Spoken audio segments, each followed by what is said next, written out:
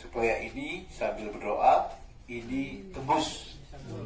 Amin. Betul, diridhoi oleh Allah SWT, dan kita semua yang tadi datang kembali dan rekan-rekan kita yang lain juga dapat menjadikan pasal ini sebagai sebuah rahmat dari Yang Maha Kuasa. Amin. Pasal 131A ayat 1, tenaga honorer, pegawai tidak tetap, pegawai tetap non-PNS, pegawai pemerintah non-pegawai negeri, dan tenaga kontrak yang bekerja terus-menerus dan diangkat berdasarkan surat keputusan yang dikeluarkan sampai dengan tanggal 15 Januari 2014 wajib diangkat menjadi pegawai negeri sipil secara langsung. Amin. Amin. Saya minta juga buat dengan memperhatikan batas usia pensiun. Ya, sebagaimana kita ketahui batas usia pensiun sebagaimana diatur dalam pasal 90 itu untuk yang jabatan non pratama dan jabatan tinggi itu 58 tahun.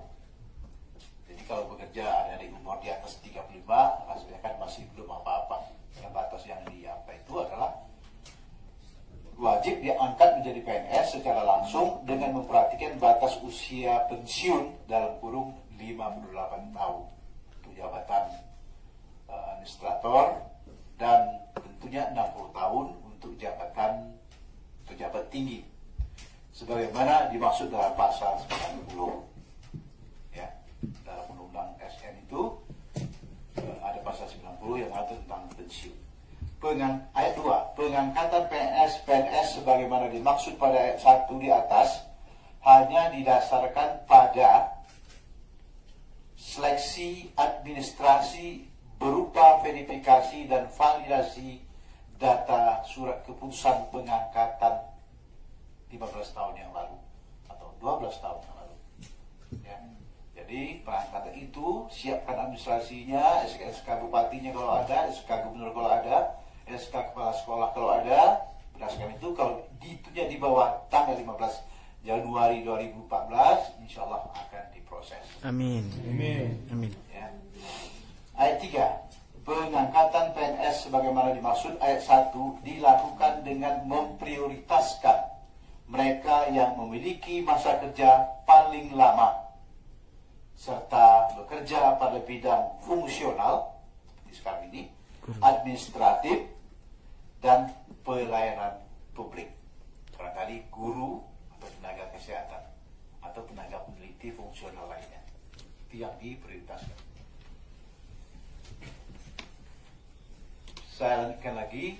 Pengangkatan PNS bagaimana dimaksud pada ayat 1 dilakukan dengan mempertimbangkan masa kerja, gaji, ijazah, pendidikan terakhir, dan tunjangan yang diperoleh sebelumnya.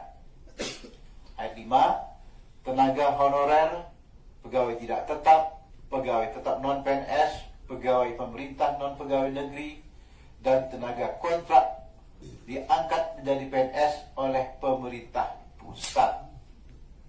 Ya. Dalam hal tenaga honorer, pegawai tidak tetap, pegawai tetap non-PNS, pegawai pemerintah non-pegawai negeri, dan tenaga kontrak tidak bersedia diangkat menjadi PNS sebagaimana dimaksud pada ayat 1, maka diangkat menjadi P3K. Kalau ini saya lama berbantah ketika itu di Balek. Saya katakan, tak ada orang sudah menunggu bertahun-tahun kok dimasukkan pasal ini. Untuk terdapatnya satu sistem kepegawaian. 2. Perubahan atas Undang-Undang Nomor 5 Tahun 2014 tentang Aparatur Sipil Negara sebagai upaya politik hukum untuk menyelesaikan persoalan tiadanya kepastian hukum dalam status kepegawaian bagi para pekerja pelayan publik akibat tidak diatur dalam bab peralihan Undang-Undang Nomor 5 Tahun 2014 tentang Aparatur Sipil Negara. 3. Perubahan atas Undang-Undang Nomor 5 Tahun 2014 tentang Aparatur Sipil Negara memberikan kepastian hukum dalam status kepegawaian bagi para pekerja publik sebagai aparatur sipil negara yang telah bekerja secara terus-menerus, terutama bagi mereka yang telah memperoleh SK sebelum 15 Januari 2016 dengan status kerja tenaga honorer, pegawai tidak tetap, pegawai tetap non-PNS atau tenaga kontrak. Keempat, pengangkatan sebagai PNS bagi tenaga honorer, pegawai tidak tetap, pegawai tetap non-PNS atau tenaga kontrak sesuai dengan kemampuan keuangan negara melalui verifikasi dan validasi data berbasis SK pengangkatan dimulai 6 bulan dan paling lama 5 tahun setelah undang-undang ini diundangkan.